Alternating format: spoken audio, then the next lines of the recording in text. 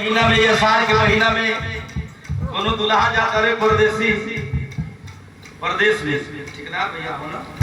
ये थोड़ा भैया तेरी फोटो निकाल और हमारे रमेश यादव भैया ठेकेदारों के ठेकेदार मुंबई नहीं पंजाब में ता देखिए माता पिता के संस्कारों और आशीर्वादों का असर है।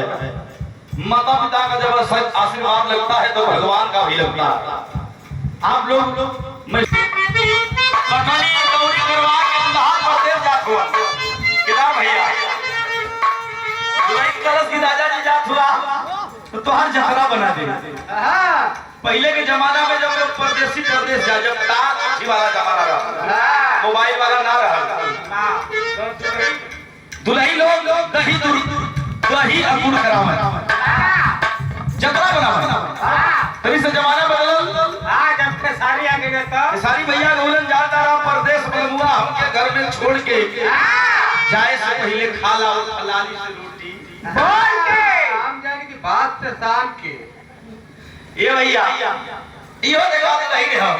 अपने दुल्हा का जतरा बनावत छो दुल्हा जात में बंगाल कमाए तो दुल्हनिया का करजा धर से पहले तो राजा हो कुल दिशा में चल जाए लेकिन पूर्व दिशा में मत जाए। दुल्हा कहा है खाली ना कि वहां कुछ जादूगर नहीं हो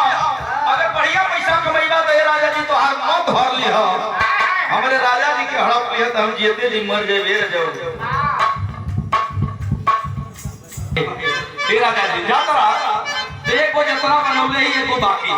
तू कौन जतरा बताओ ठेका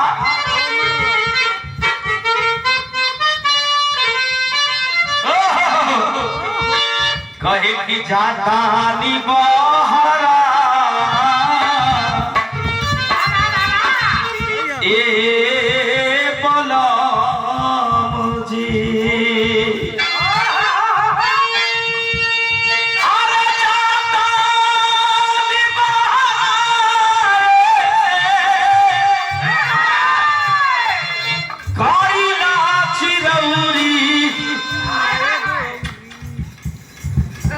छुमाए गोयौरी देवी अरे छुमाए गोयौरी देवी अरे गाड़ी धरे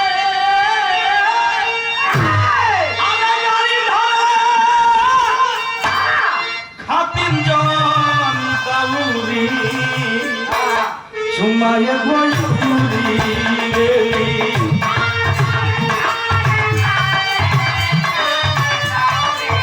तुम्हारे गोयौरी देवी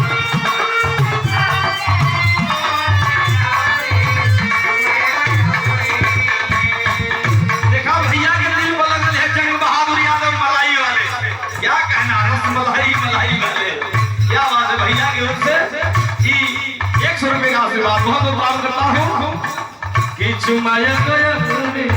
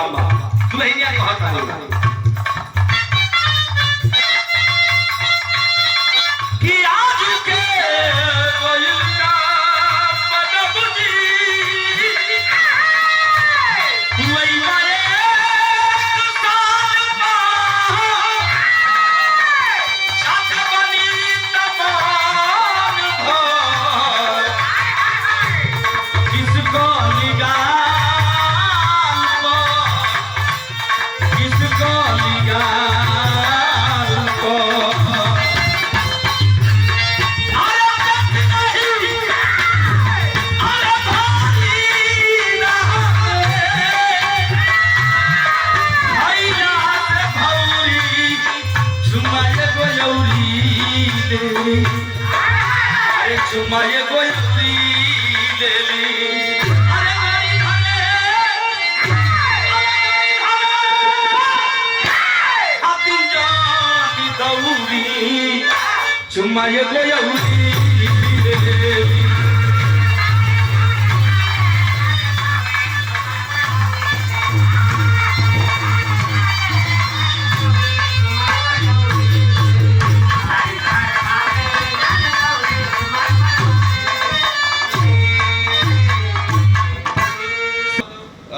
कमलेश भैया, हमारे रमेश भैया,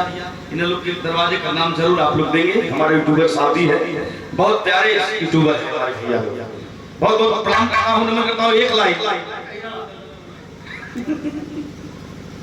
बहुत बहुत प्रणाम। थोड़ा सुन लिया